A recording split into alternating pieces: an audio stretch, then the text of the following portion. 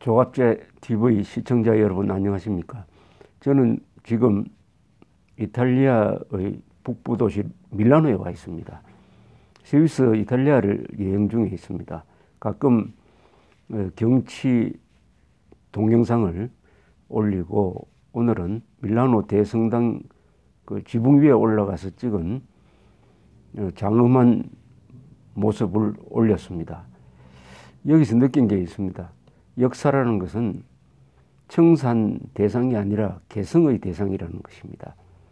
밀라노 대성당은 14세기부터 20세기까지 600년에 걸쳐서 지어진 어마어마한 규모의 성당입니다.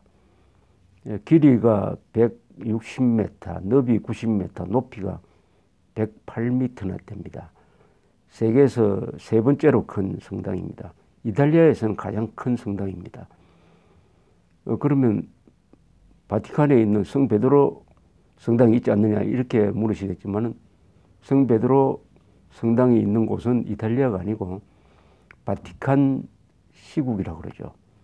바티칸 국가, 교황이 다스리는 바티칸 영토 안에 있는 성당입니다. 제일 큰 성당이 그 바티칸 성당, 두 번째가 런던에 있는 세인트 폴 성당, 세 번째가 바로 밀라노 성당입니다. 600년 동안 지었습니다. 맨 처음 14세기에 기공식을 할 때는 고딕식으로 시작을 했습니다. 그때 고딕이 북부 유럽에서 유행 중이었습니다. 영국, 프랑스, 독일, 그리고 스페인, 알프스 산맥을 넘어와서 밀라노에서 고딕식 성당을 세우려고 할 때 자존심이 강한 이 북원 사람들은 좀 반발했다고 합니다. 600년 동안 지으니까 고딕식으로 시작했지만 중간중간에 그 양식이 바뀌었습니다. 건축 감독하는 사람은 아마 100명 이상이 바뀌었을 것입니다. 정권도 바뀌었습니다. 비스콘티라는 사람이 집권했을 때 공국입니다만은 시작되었는데 나중에 한 100년 지나다가 스포르자라는 용병대장이 정권을 빼앗아 갔고 그 뒤에는 다시 스페인 지배하에 들어가고 오스트리아 지배 그리고 나폴레옹 지배도 여기서 받았습니다. 1805년 나폴레옹은 이탈리아에 와서 대관식을 했습니다. 그때 이미 나폴레옹은 프랑스 제국의 황제 대관식을 끝내고 황제로 불리고 있었습니다. 그러나 이탈리아를 점령했으니까 이탈리아 왕국을 만들고 자신이 이탈리아 왕국의 왕이 되었으니까 이번에는 왕 대관식을 따로 한 거죠. 그게 1805년입니다. 그때 이 대성당 공사의 정면 공사를 마무리했다고 합니다. 그 뒤에도 소소하게 손을 대가지고 1960년대에 비로소 준공식을 가졌습니다.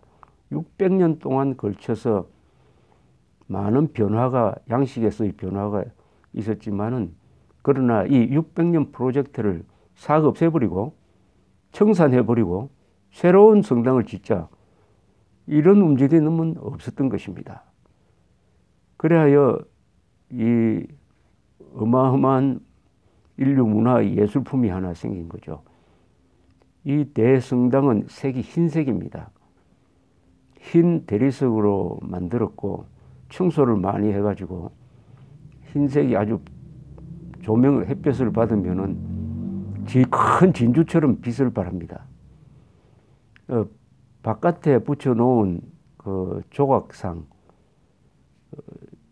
12제자 또는 순교한 사람들의 조각상 등등 이런 걸 다 합치면 3,200개가 붙어 있습니다. 3,200개의 조각상에 붙은 야외 뭡니까? 야외 미술관이라고 해야 되겠죠. 역사는 청산 대상이라고 생각하는 사람들이 지금 대한민국의 집권 세력이 되어 있습니다.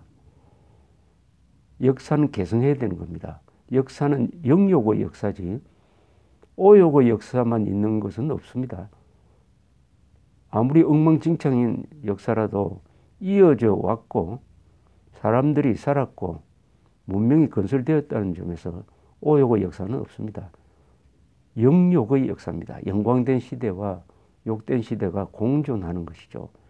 그렇다면 계승해야 됩니다.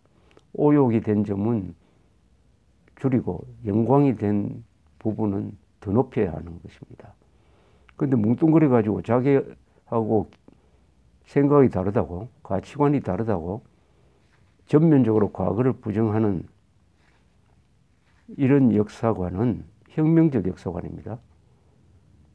최근에 박정희 대통령 탄신 100주년 기념 우표를 만들기로 합법적인 절차를 거쳐서 결정해 놓았다가 정권이 바뀌니까 또 일부 사람들이 막 항의 전화를 하니까 국가기관이 다시 회의를 해가지고 기념 우표 취소 결정하는 것, 이게 역사를 청산 대상으로 보는 망국적 역사관이고 편협한 역사관이고 반문명적 역사관이고, 이런 역사관을 이어가면은 600년 된 밀라노 대성당 같은 작품은 절대로 나오지 않고 정권이 바뀔 때마다 맨날 새로 시작하는 역사의 단절이 계속되는 것입니다. 혁명적 역사관인데 이 혁명적 할 때 그 혁명의 성격이 좀 여러 가지로 나누겠죠. 부르주아 혁명도 있고 볼세비키 혁명도 있고 뭐 별의별 혁명이 다 있습니다. 박정희 대통령은 1961년에 군사혁명이라고 했습니다. 쿠데타라고 하면서도 또 군사혁명이다. 군사적으로 정권을 잡았지만은 대한민국에 혁명적 변화를 가져왔다. 근대화 혁명이죠. 그게 진짜 혁명입니다. 우리나라 역사에서 성공한 혁명은 두 혁명입니다. 이승만 대통령이 자유민주주의 혁명을 했습니다. 즉 건국, 대한민국의 건국은 자유민주주의 혁명입니다. 우리는 조선조적 정치 그리고 식민 지배 받는 동안에 백성만 있었지 신민만 있었지 국민은 없었어요. 그러다가 1948년 8월 15일 날 대한민국이 자유민주적 기본가치에 입각한 헌법을 만들고 그 헌법 위에 정부를 구성함으로써 우리는 국민국가의 길을 걷기 시작을 했습니다. 즉 개인의 자유, 사유재산권의 자유, 언론의 자유, 선거의 자유를 우리는 보장하는 이런 헌법을 가지고 출발했고 우여곡절은 많았지만 그 헌법에서 이탈한 적이 없습니다.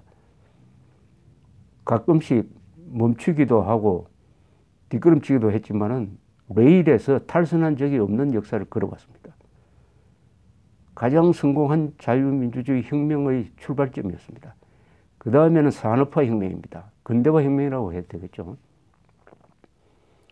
1961년부터 박정희로 대표되는 군사 엘리트가 정권을 잡고 기업인을 밀어주고 과학기술을 진흥시키고 해서 우리나라 역사상 처음으로 군인, 과학자, 기업인이 역사 창조의 주도 세력이 되고 사농공상, 선비사, 농사, 그 밑에 물건 만드는 사람, 장사하는 사람, 이런 사농공상의 신분체제를 바꾸고 기업인이 큰소리치고 군인도 제 역할을 하는 이런 역사를 새로 만든 점에서 가히 근대화 혁명이라고 할 수 있습니다. 이 두 혁명은 성공했습니다. 왜 성공했느냐?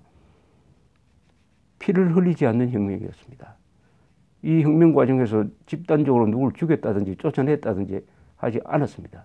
오히려 국민들이 그동안에 서름받던 과학기술자, 상공인들을 드높이고 무시되던 군인들도 국가 경영에 참여하고 해가지고 지난 600년 동안 조선조 시절부터 600년 동안 이 나라의 권력을 잡았던 소위 문민들, 판사, 검사, 기자, 정치인들과 대등한 게임을 할 수 있는 새로운 직업군이 탄생했습니다.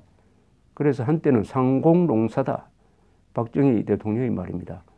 무역하는 사람이 가장 중요하고 그 다음에 제조업, 그 다음에 농업, 이 사, 기자, 언론인, 검사, 정치인의 역할은 줄여야 된다 해가지고 상공용사를 규정하기도 했습니다.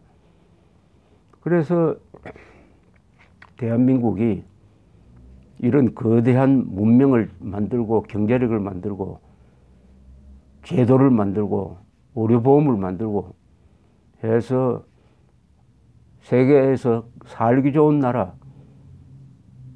12번째까지 올라갔다가 요새 잠시 떨어졌지만 18등입니다. 그래도 이게 다 이승만의 자유민주혁명, 박정희의 근대화 혁명이 성공했다는 누구도 부정할 수 없는 증거인 것입니다.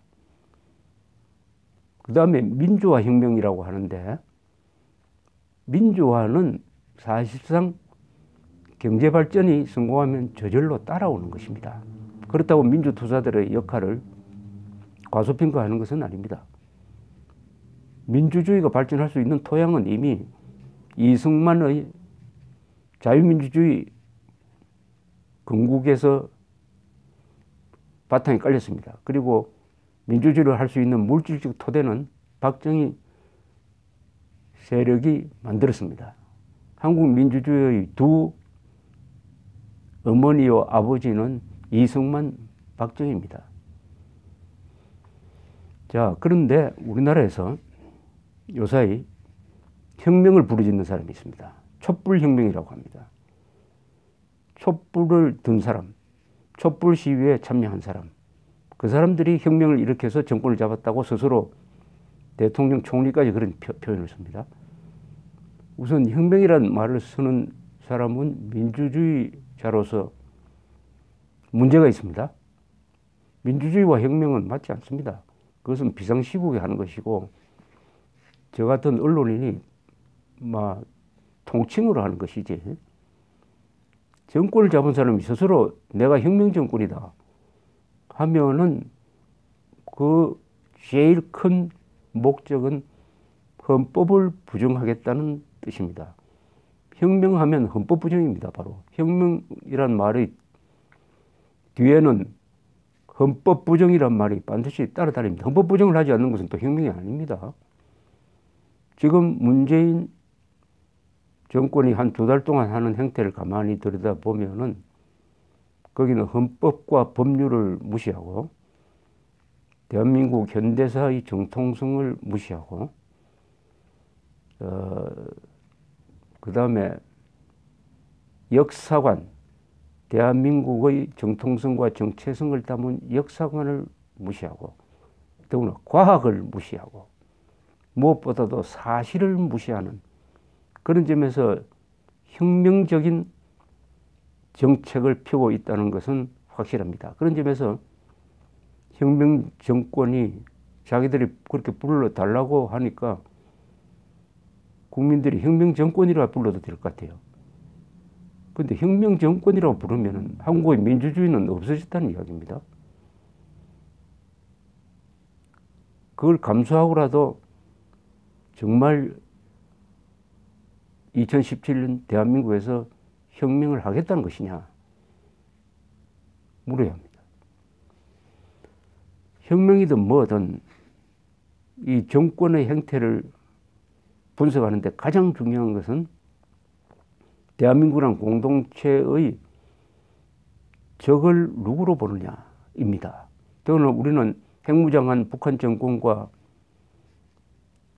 저는 약 70년 동안 계속 싸우고 있습니다. 싸우지 않으면 대한민국을 유지할 수가 없습니다. 우리가 누리는 자유, 번영, 제가 해외여행을 하고 대한민국 여건이면은 북한을 빼고는 못 가는 나라가 없는 이런 대접을 받을 수가 없는 것입니다. 공동체를 유지한다는 것은 우리의 재산, 자유, 생명을 지키는 것입니다. 그렇다면은 누구로부터 대한민국을 지켜내느냐 하는 이 적과 동지를 분명히 가려야 합니다.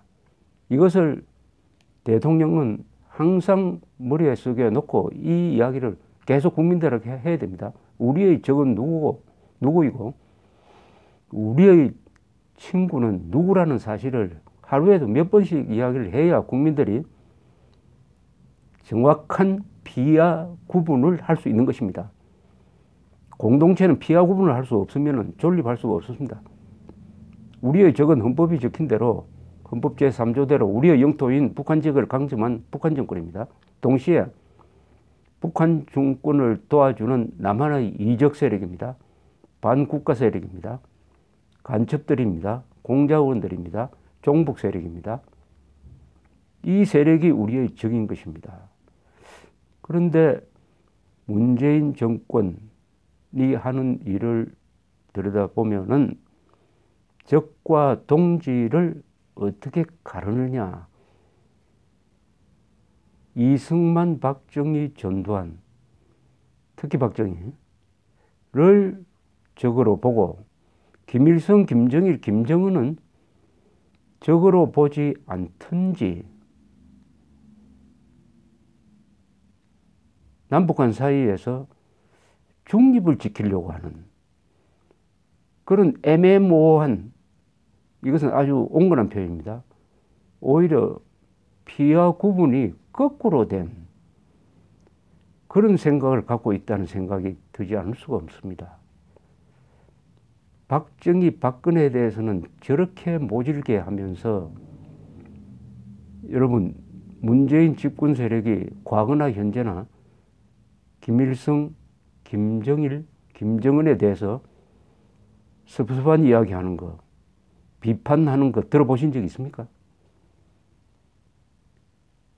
이승만, 박정희, 전두환, 소위 정치군인, 한국 정치군인 말입니다. 에 대해서 한 이야기, 쏟아부은 이야기와 김일성, 김정일, 김정은에 대해서 한 이야기를 딱 비교표를 만들면은 아마 이거는 100대 1쯤 될 겁니다. 이승만, 박정희 100분 욕하고 기업인들, 대기업, 재벌 욕하고, 그런데 김일성, 김정일, 김정은에 대해서는 핵개발이라든지 인권 탄압에 대해서 형식적으로 그냥 스쳐 지나가듯이 이야기하고 본질적인 비판은 하지 않고, 드디어 문재인 대통령은 지금 핵개발해서 대한민국을 공산화시키겠다는 김정은을 향해서 평화협정 맺는 무슨 회담을 하자고 그러고, 또 아무 조건 없이 무슨 만나서 평창 올림픽 단일팀을 만들자고 그러고, 판문점에서 군사회담 하자고 그러고, 북한을 무너뜨리지 않겠다고 그러고, 흡수통일할 의사가 없다고 그럽니다. 이거 다 헌법과 맞지 않는 이야기입니다. 우리 대한민국의 헌법은 북한을 흡수 통일하는 자유민주적 기본 질서에 입각한 평화적 통일을 딱 못을 받고 있습니다. 헌법 제1조는 대한민국은 민주공화국이다. 헌법 제3조는 그 대한민국 영토는 한반도와 그 부속 도서로 한다. 따라서 북한 지역은 대한민국 영토다. 따라서 그 북한 지역을 강점하고 있는 북한 노동당 정권에 대해서 자유민주적 기본 질서에 입각한 평화적 통일을 해야 한다. 딱 한마디로 줄이면 북한 노동당 정권을 평화적으로 해체하고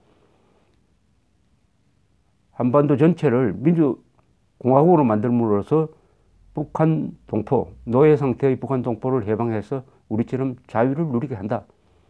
즉 헌법조 10조가 천명하고 있는 대로 모든 국민은 인간으로서의 존엄과 가치를 가진다. 개인의 자유를 국가가 보장해야 한다. 개인의 존엄성을 국가가 보장해야 한다. 이런 세상을 만들겠다고 선언을 했고 그 임무를 대통령한테 주었습니다. 그런데 문재인 대통령이 남북 문제에서 또는 한국의 현대사에 관해서 하는 정책과 말은 이런 헌법의 명령을 부정하는 것들이 많습니다. 본질적으로. 그 부정하는 정책을 편다면은 이것은 중대한 헌법 위반이 되는 것입니다. 어쨌든 이승만, 박정희 대기업보다 김일성, 김정일, 김정은을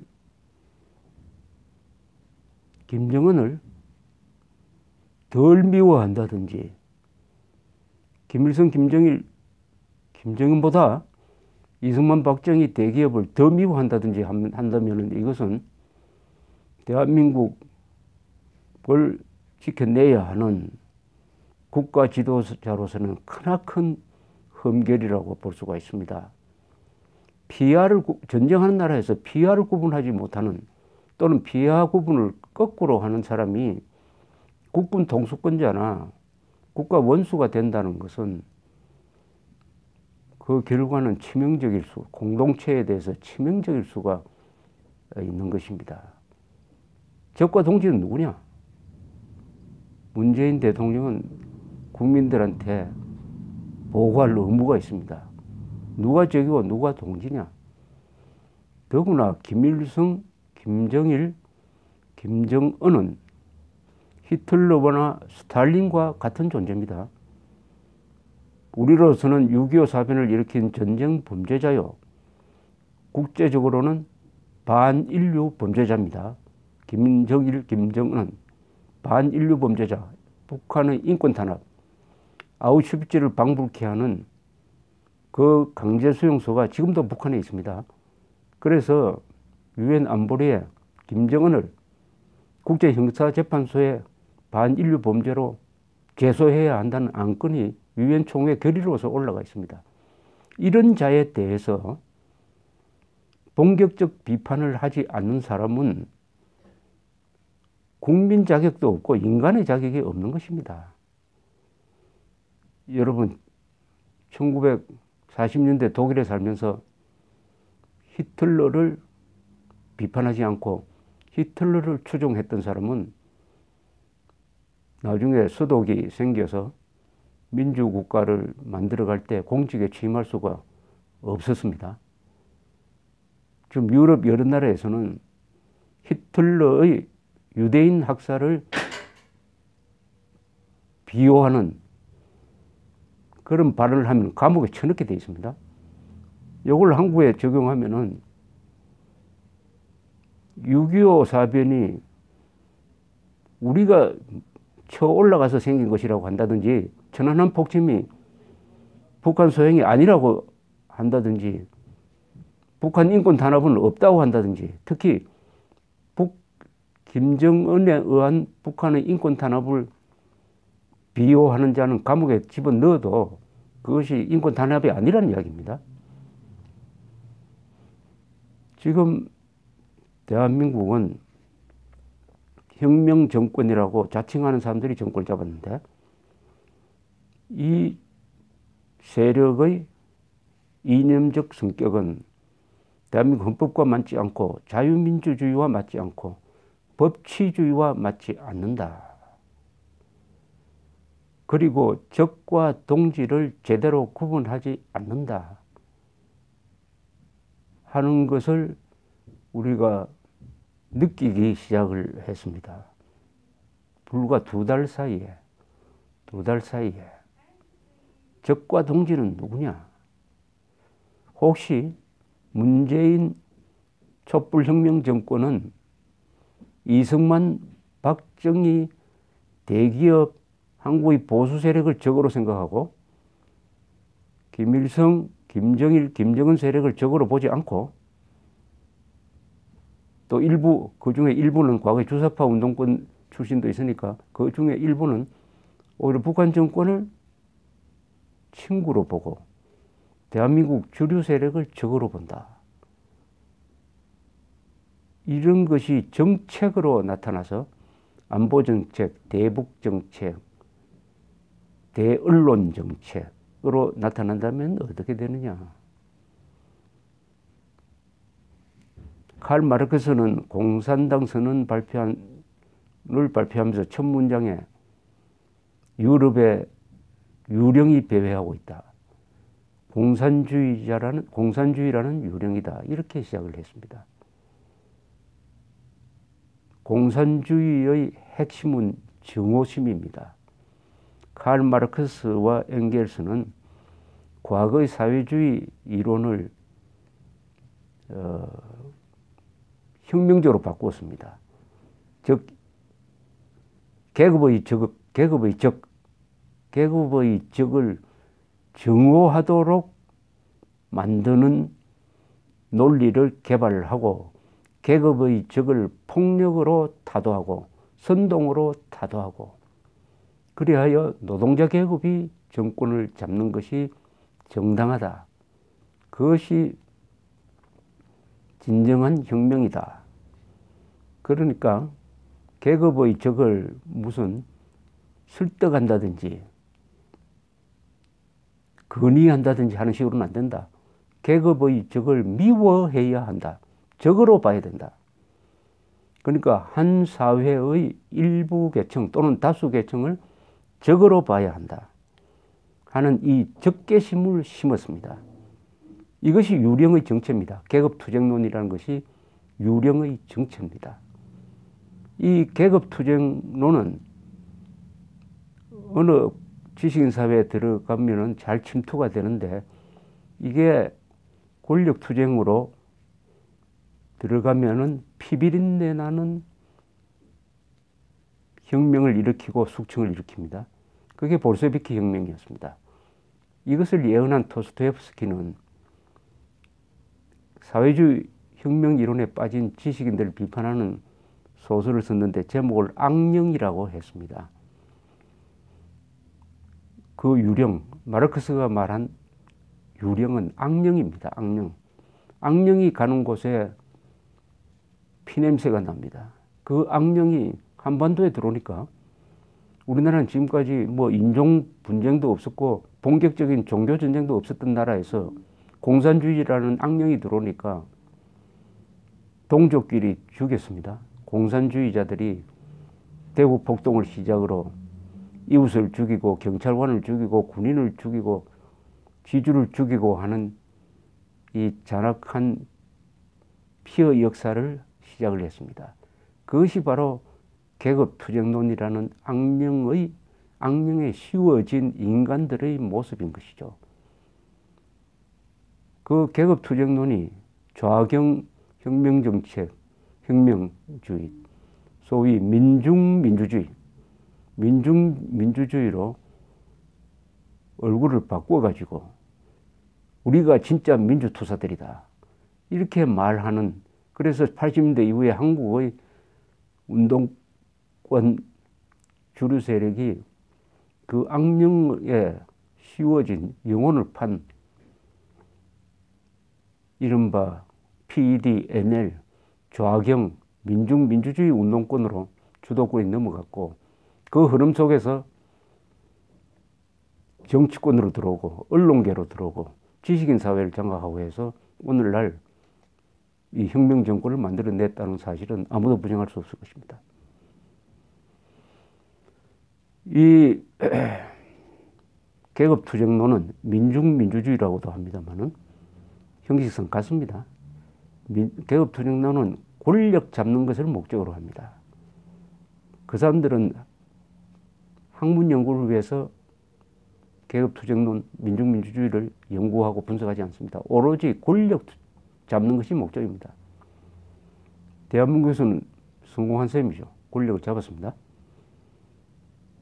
앞으로는 자유민주주의 헌법 질서 하에서 선거를 통해서 반헌법적 생각을 가진 사람이 권력을 잡았는데 그럼 앞으로 어떻게 하느냐? 이제는 권력을 잡았으니까 헌법을 지키고 법치를 존중하면서 사실과 과학을 존중하면서 정책을 펴면은 달라지는 거죠. 운동권이 달라지는 겁니다. 대한민국 헌법 체제로 들어오면서 편입되는 것이죠. 그렇게 되면은 우리 대한민국 안에서 공존할 수 있습니다. 그러지 않고 자기들 성깔대로, 자기들 이념대로 하고 싶은 대로 하면서 법치 무시, 헌법 무시, 과학 무시, 사실 무시로 나아가고 이것이 대북 정책에 적용이 되고 핵 문제 해결에도 그런 시각이 들어가고 하면은 이것은 문재인 혁명 정권과 대한민국 헌법 질서 사이에 대결 구도가 형성이 됩니다.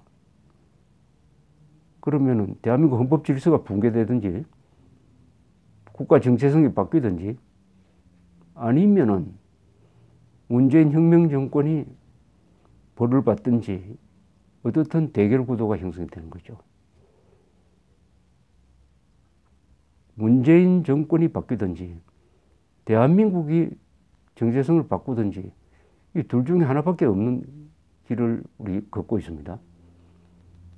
상당히 위험한 구도가 지금 형성되고 있습니다. 바라기는 저는 70년 동안 대한민국이 수백만의 희생을 딛고 피와 땀과 눈물로 만들어낸 이 자유민주주의 질서가 그 저력을 발휘해가지고 문재인 혁명 정권의 반헌법성, 반사실성, 반과학성을 다 녹이고 변화시킬 수 있는 그 저력을 발휘할 수 있기를 바랍니다. 그렇게 하려면 국민들이 깨어나야 합니다. 국민들이 문재인 정권의 반헌법성, 반사실성, 반과학성을 일일이 지적하고 특히 야당이, 언론이 하나하나 조목조목 지적하면서 견제를 해야 문재인 정권이 달라질 것입니다. 문재인 정권의 폭주를 막을 수 있게 될 것입니다. 그것은 우리가 가진 정치의 자유, 언론의 자유, 양심의 자유로서 반헌법 세력을 변화시키는 것입니다.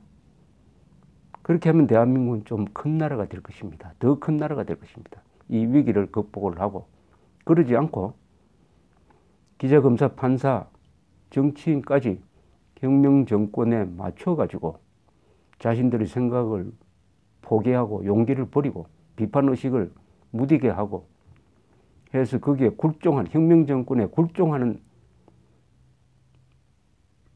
선택을 한다면은 대한민국의 자유민주주의와 시장경제가 바뀌게 되는 것이죠. 국채 변경이죠. 대한민국의 정체성은 자유민주주의고 정통성은 한반도의 유일한 합법국가, 우리 민족사의 유일한 정통국가는 대한민국 뿐이다 하는 것입니다. 이 정체성과 정통성이 바뀌면은 그것은 우리 대한민국을 잃게 되는 것입니다. 대한민국을 잊어버리게 되는, 아니 소매치기 당합니다. 정체성과 정통성은 대한민국의 영혼입니다. 대한민국의 영혼을 도둑맞게 되는 것입니다. 그 책임은 정치인, 기자, 언론, 판사, 검사들을 포함한 국민 전체에게 돌아가는 것입니다. 지금은 모두가 깨어 있을 때입니다. 깨어 있을 때입니다. 지금 잠자면은